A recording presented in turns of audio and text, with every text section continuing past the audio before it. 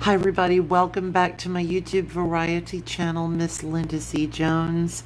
So I thought I was doing a live stream, but I was again trying to find a way to end the video, and for some reason when I go live I am not finding how to end the session through Streamlabs on my phone. So if anyone out there wants to chat and they know more about this than me, please let me know. I wanted to start doing, among many live videos on my YouTube variety channel, I wanted to start doing a little segment known as Monday Motivation with Miss Linda C. Jones. It's been a long day here in my hometown of New Orleans, Louisiana, as it is almost midnight going into Tuesday. So I'm going to try to make this video a little briefer with Monday Motivation from Miss Linda C. Jones, with the time-sensitive topic of hurricane/tropical storm Sally. We have been closely monitoring this storm/hurricane on its way to the Gulf Coast region here in the metropolitan New Orleans area, and remaining very vigilant. And what I wanted to do was a video about this topic on how we can remain motivated and calm and not go into a state of panic during an impending threat such as a tropical storm/hurricane. Just so you know, yes, that is a Mardi Gras tree, but Mardi Gras was earlier in the year in February, and so many things have been going on. I just have not taken down the Mardi Gras decorations, although Mardi Gras is synonymous with my hometown here in New Orleans, Louisiana. So I did have the summer decorations out, which have been taken in because of impending winds, and it's time for fall decorations. So instead of putting this tree up as I should have in March, or could have, I'm going to transition it into a fall tree, and then it'll be among my Christmas decorations toward the end of November. So I'm coming to you live from the greater metropolitan area of New Orleans, Louisiana. So at this point, at 11:38 p.m., it is looking like the tropical storm/hurricane is moving more to the east. However, we are remaining vigilant and watching this in the event that we would need to, do more preparations or potentially evacuate. At this time, my area of New Orleans is not under a mandatory or evacuation or mandatory or voluntary evacuation, although there are areas that are very low-lying areas. The area where I am is not. So I wanted to do this live video really because, as I said, I'd like to do some Monday motivation videos with Miss Linda C. Jones that are live, and since this is very time sensitive, I thought this would work. And hopefully I will be able to turn this video off or end this video more easily, as I did on the last video last Monday from Hemmingbow. Okay, so in my lifetime, as far as what I can remember in terms of a really powerful and frightening hurricane, was Hurricane Katrina.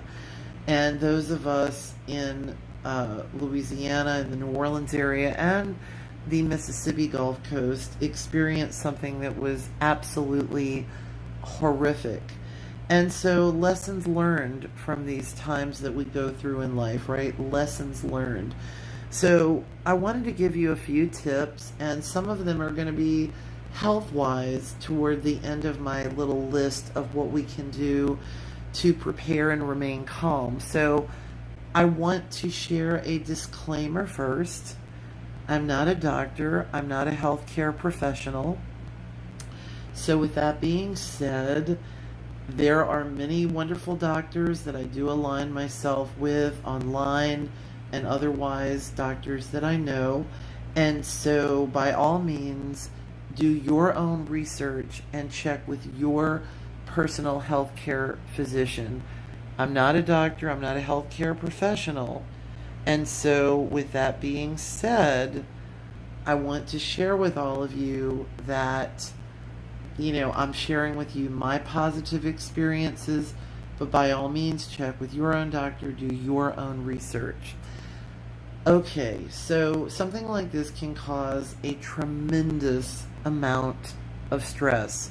It's very important to be prepared. The more that we prepare in advance, the better off that we're going to be. So, number one, when we are notified that something is coming our way, I am a woman of faith. I am a woman of prayer. I'm a Christian. There's many Christian denominations. I am a Catholic Christian. But for people of all denominations, even people who are not affiliated with a particular religion, there's so many things that we can do to be in a prayerful state, meditate, exercise, etc. So my first tip on the list is to pray, to take several deep breaths, but to pray and take some deep breaths. If you're not into prayer, ask people like me who do pray to pray for you. Take a walk, meditate, do something to center yourself. The next thing to do that I find that is of the utmost importance is to reach out to family and friends who are out of town in the event that you do have to evacuate. Make a plan to evacuate. And lessons learned from Hurricane Katrina, when communication systems went down and people couldn't find one another or communicate. And at that time, landlines were sometimes the only way we could get through.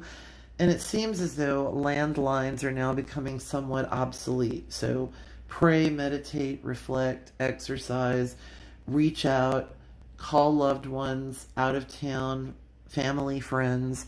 Make a plan to evacuate if you have to do that. So that's 1 and 2. Number 3, if you have not packed prior to that time, or if you don't have some sort of emergency toiletry bag already ready, which my cousin Annette, had pointed out to me, that's not a bad idea to try to have something like that ready so that you can just get that and go. Lessons learned, having important papers in some sort of case that's easily accessible to just pick up and go. Also, pictures of things that you've sent to your company, your insurance company for insurance purposes. Have all of that already done, right? Have all of that already done. And then that way you are able to easily access those things if you need to take those things with you. The next thing would be, if you haven't already bought supplies, whether you're sheltering in place or leaving, make sure that you have adequate supplies. And if you're told that it's safe enough to shelter in place, but you're also informed, as we've been informed in New Orleans, that there are potential power outages, maybe not so much now as previously when we first started getting the news, but if there are going to be power outages, and you're thinking about sheltering in place, but you don't do well in the heat, and I'm not a heat person, that may be a reason that you may want to evacuate, even if a mandatory evacuation is not being called for, or even a voluntary evacuation. Even when I was a little child, I didn't do well in heat. So depending on what that situation may be, and if you don't have a generator, that is something really important to think about. When you are buying your supplies, if you're sheltering in place or otherwise, remember to try to buy some healthy things. I know that when it comes to a hurricane and thinking about potential power outages, I know that during those times that you're thinking a lot about non-perishable foods, but I want to remind you that there are many non-perishable healthy snacks such as fruits, such as almonds, such as walnuts, pistachios, macadamia nuts, gluten-free things. You know, there's so many things that we can get snack-wise that will sustain us and keep us healthy. And there are other healthy foods.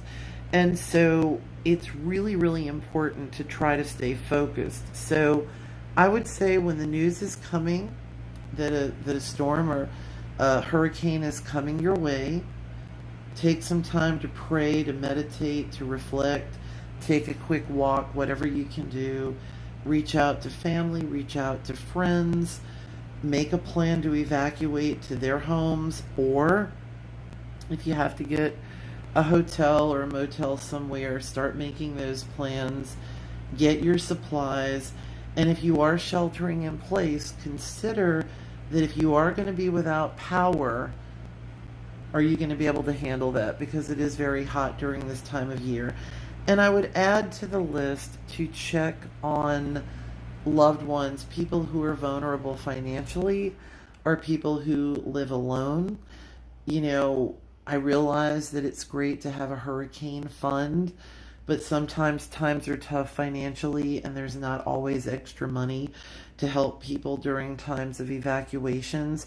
If you're in a position to help someone financially, whether it's gas money or shelter money, hotel, motel, if you're able to put someone up out of town, if you can do any of those things, those are great things to do, because while we know that this is hurricane season, the reality is that, you know, there are financial struggles and it's not always easy to have additional funds for hurricanes.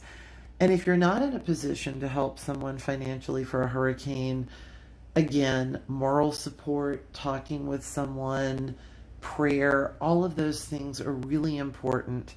It's so important to check on people that you know who are alone. A dear friend of mine, we were talking during preparations for Hurricane Katrina all of those years ago, and I'll never forget what she said. She said, you know, we may not be able to control the fact that a hurricane is coming, but we can do things by trying to prepare, by talking with people and making a plan. Government officials since Hurricane Katrina, maybe before, have shared with us to get a game plan. I think that that happens to be some really good advice, to have some kind of plan. So there are some low-lying areas here about 45 minutes or an hour or so from where I live, and there have been some mandatory and voluntary evacuations due to the low-lying areas flood-wise and those areas surrounded by water.